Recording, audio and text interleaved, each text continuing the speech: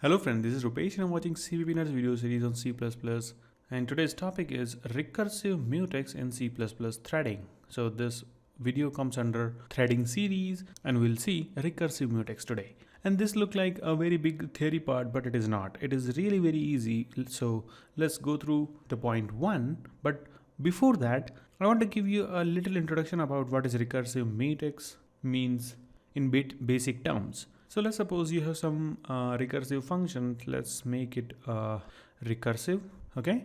And this is the function, and this is calling itself in recursion. There is this recursive function call inside this, and it is possible that this recursion somewhere here is accessing some critical data, critical section. So you will be using mutex to solve that critical section problem, right? So here you have m.lock. First time when you call this, you will come here, you will go inside this and you will see that, okay, m is not logged. Okay, before that, let's have two threads, T2 and T1.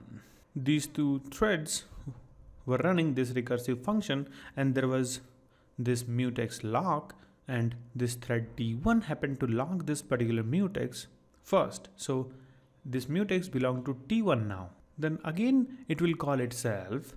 See, recursive will again call itself, and then again it will come inside, and T1 will see that m1.lock.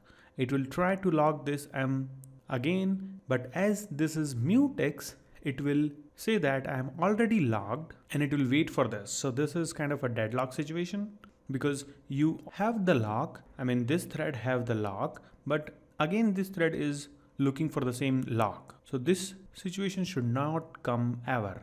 So to get rid of this situation, we have this recursive mutex. So instead of writing std mutex, you will use a recursive mutex. Now everything will be same, but when this again call will happen, it will check and it will see that, okay, this m is a recursive mutex and I am the only owner of this lock. So what it will do, it will allow to lock it again, and it will go here, and then it will again go here, and it will come and it will see that, okay, it is recursive mutex. So keep on going like this. Okay, so there is no problem when this is recursive mutex. And one more thing, you have to write unlock. So that unlock should be here, m.unlock. Now as you can see that it is always coming here, and after this recursive function call, it is going back. So whatever is after this recursive function was never executed. So once the terminating condition will hit, it will go back, and then it will start executing this m.unlock. So let's suppose this m.lock was logged for 10 times, then this m.unlock will also be called 10 times. So we are good to go. And this is what the requirement is. The number of times you lock recursive mutex, that many times you have to unlock it, otherwise it will be considered still logged by this thread. So this is the basic understanding. Don't worry, I will show you two code, one with recursion and another with loop. Yes, exactly. This scenario is applicable in loops also, because it is possible that you have some for loop, and inside that you have this critical section and you want to lock it again and again. Actually, you don't want to lock it again and again, but your situation is you cannot get rid of this mutex lock statement, and whatever you want to access is inside loop, so you have to lock it again and again. So that is the problem with this scenario, that your critical section, this is, let's suppose, critical section, then this critical section is inside loop, right? And if you are accessing this critical section by mutex first time, then again this loop will come back and you have to again lock it. And if it is normal mutex, you will end up having deadlock, because you're going to lock it again. You're going to wait for this mutex by holding the lock of the same mutex. It is something like this. You have this mutex in your pocket and you're saying that if someone will give me this particular mutex, I'll go further. So that is not going to happen, right? Because you already have that particular mutex in your pocket and no one can give you the same mutex what is there in your pocket, correct? So this is a problem and the solution is this recursive mutex. So let's go line by line and try to understand what I have written as a notes here. So the first point is, it is same as mutex, but same thread can lock one mutex multiple times using recursive mutex. That's what I explained here. If it is recursive mutex, you can go ahead and lock as number of time you want. Second point is, if thread T1 first called lock or try lock on recursive mutex M1, then M1 is locked by T1 only. Now, as T1 is running in the recursion, T1 can call lock or try lock any number of times, there is no issue. That's what I said. If T1 have locked it first, then T1 can recursively lock it n number of times, no problem. So third point is, but if T1 have acquired 10 times, either using lock or try lock method on mutex M1, then thread T1 will have to unlock it 10 times. That's what I explained here. If you are locking your recursive mutex 10 times in recursion, then you have to unlock it also in 10 times. You have to write your logic in such a way that you will end up unlocking it 10 times. Otherwise that mutex would be considered lock. So this is very important line. It means recursive mutex keeps count how many times it was locked, so that many times it should be unlocked. Yes, this is very important point. How many times this lock was called, this M is very intelligent. This will keep the track how many times I was called if it is recursive mutex. Okay? Then only it can track that, okay, I was unlocked that many times. Okay, so the last point is, how many times we can lock recursive mutex is not defined. Yes, exactly. This recursion is, this level of the recursion is not defined. So you can lock this maybe 1,000 times in some system, and in some system it may be way more than that. It depends on the system how much stack it have, okay? Because this recursion works on stack, right? So how much space you have, that many times you can actually go ahead and lock this, correct? And wait a minute, this is very important point. What was that? How many times we can call the recursive mutex is not defined. That's what I said. But when that number reaches, and if we were calling lock, it will return std system error. We have to catch it. Or if we were calling try lock, it will return false. So I have given try lock on mutex. It is like you will try to lock the mutex. If you cannot lock it, you won't wait for that mutex. So this is the logic behind try lock, and lock is it will try to lock. If it is not able to lock, it will wait for that mutex to be unlocked by some another thread, and then it will go ahead and lock it. So in both the cases, these are the respective outputs. Okay then, enough theory. Let's look at the practical. Then we'll go for the bottom line. Actually, these are the similar short lines of these bigger lines. Okay, so let's go for the practicals. So this is your program here. First we will see this program and then we'll go for the loop one. Okay, so this is fairly simple program. You can see that we have two threads, 1, 2. We have this thread ID 0 and 1. I'm passing this as thread ID so that I can print this ID and we'll get to know that, okay, what thread is inside this. And I have this 10 and 10, and this 10 is saying that how many times this recursion will run. Okay, because I'm checking this loop for is less than 0, then I will return. Okay, so you should be knowing how recursion works to understand this little more. Okay, so let's compile it logically. So let's assume T1 was started first and it entered inside this, and loop 4 is not less than 0, it is 10 for the first time. M1.lock, M1 is a recursive mutex. Yes, this is the syntax to write the recursive mutex, and T1 actually logged it. Once T1 logged it, you know that T2 was also about to start this recursive function as a thread, and the moment T1 logged it and reached here, T2 was actually reached here, and T2 also tried to log this.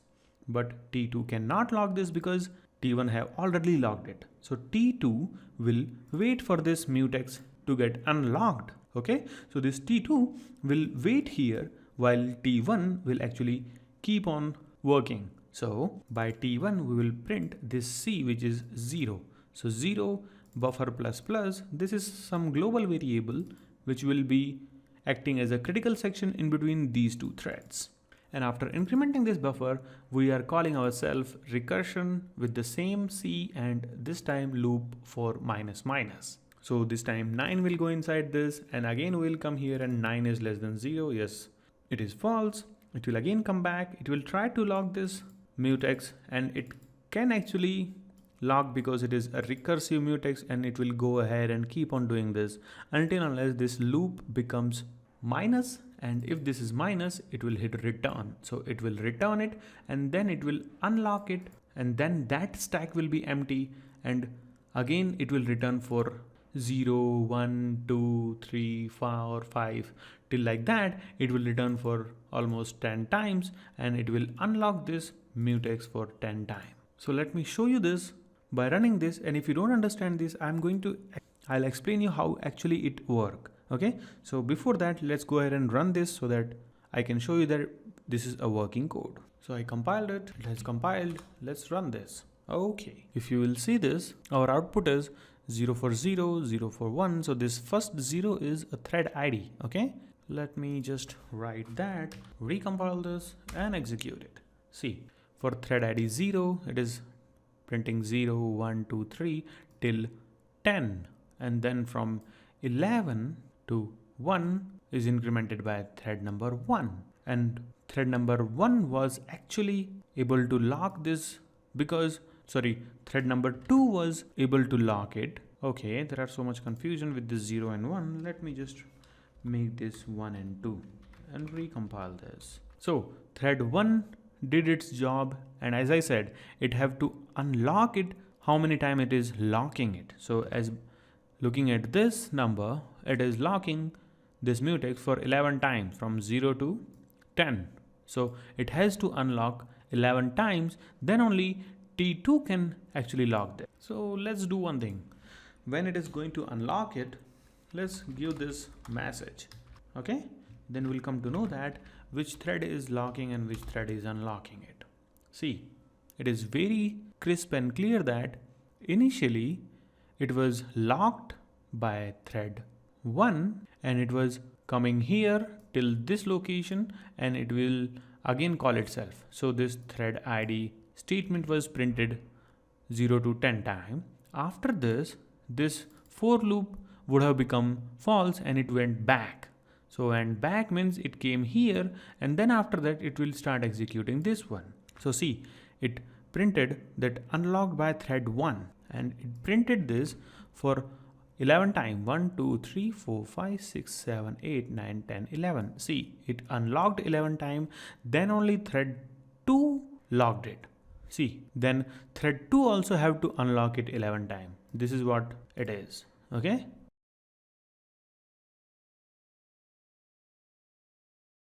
So let's see how this actually work. So let's suppose this T1 called first. So there is this bucket for T1.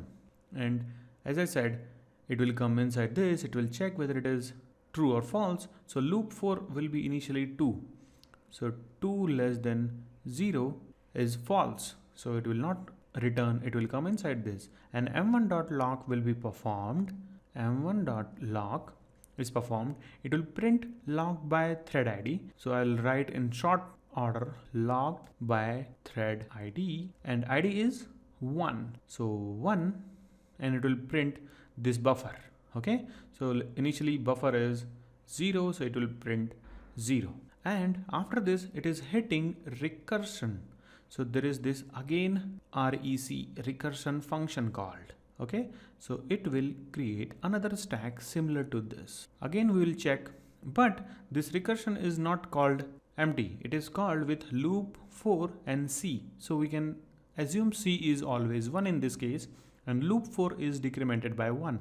So loop 4 was 2, this time it will go as 1. So we will have 1 less than 0, which is again false, so it will not go inside this return. It will again try to log this, and m dot lock was performed, and then again it will print logged by thread ID, so logged by 1, and this time this buffer was incremented by 1, so it will be 1, and then again it will hit this recursion. So let's write this rec, and this time this recursion c will be always 1, and this loop 4 will become 0 now. Okay, you remember this loop 4 came as 1, so 1 minus minus will become 0, so we are passing 0 inside another function, and one function call will create one stack. So this is first stack, second stack, third stack. Similarly, 0 less than 0, no, it is not true, so mutex will be logged. Again d1, and this time this buffer will become 2 because we are always incrementing it. Okay, so this has become 2 now, and again we will have this rec. This time it will be -1 because we got 0 here, okay, inside this function call. Okay, so 0 minus minus will become -1, and then we will call function with -1, and this -1 less than 0 is true. Okay, see, this condition will become true. This -1 is less than 0. Yes, then it will return from here, and when this returns, it goes back where it was called. So after this, what is left? It was this one and this one. So after this, these two statements were left, so now it will execute these two. So m1 dot unlock, so m1 dot unlock, and then it will print unlocked by thread ID. So it will print unlocked. What is this ID? 1. And once it is completed, so this full stack, forget about this boundary, it is actually this much big. Okay, so once it is done, this full stack is over. So how did we reach to this stack? Because of this call, remember? Then again you will go back to this call only. Okay, like this. Now you had executed this line, so you reached and created this stack. Now you are back, so whatever was left off at that moment, you will execute that now. So what was left? m1 dot unlocked here, and cout unlocked by, and after executing these two, this is again done, and you will be going back here. And similarly, here also you went to this stack and two things was left, so it will do the same thing again. Forget about this boundary, it will do m dot unlock, which is this one, and it will print unlock by thread ID 1. So can you see that how many times you logged it? 1 time, 2 times, 3rd time, 4th time you went, but this condition was false. See, this condition was false, so you was returned. You cannot go here. You was returned and you came back, and then you started executing m dot unlock 1 time, unlock 2nd time, unlock 3rd time. So can you see that you logged 1 time, 2 times, 2nd time and 3rd time, you unlocked 1 time, 2nd time and 3rd time. So you logged 3 times, you unlocked 3 times. And this is how recursion work. And don't forget to hit the like button if you liked how I explain about the recursion here. Oof, it was not easy. Okay then. So as you have unlocked it 3 times, now you remember T2 was actually waiting here. As I said, T1 is this one, T2 is also there somewhere, which will have the similar things like this, and here it will hit return like this. It will again go back, and then you will execute 2 line, and then it will go back. You will again execute 2 line, it will go back. You will again execute these 2 lines. These 2 lines are nothing but these 2 lines, this one and this one. And why T2 was waiting here? Because mutex can be logged by any of the thread, and we assume that thread 1 happened to log this. Okay, so this was about the recursion. Let's go for the loop example. So this is your loop example. This is fairly simple. There is no recursion, so I don't have to explain it much. It is like you came inside this main and you have this recursive mutex M1, similarly how you saw this before, and in one loop you are trying to lock it 5 times, 0 to 5 times, and you're unlocking it 5 times. So you can do it in loop also. It's just a demonstration. I don't have to explain much here because it is very easy. I just wanted to show you that this recursive mutex can be used in loops. But remember that how many times you locked it, you have to unlock it that number of times. So I think I'm done here. Thanks for watching, guys. And don't forget to hit the like button, dude. It will help me a lot and motivate me to create more videos like this. I'll see you in the next videos. Bye bye.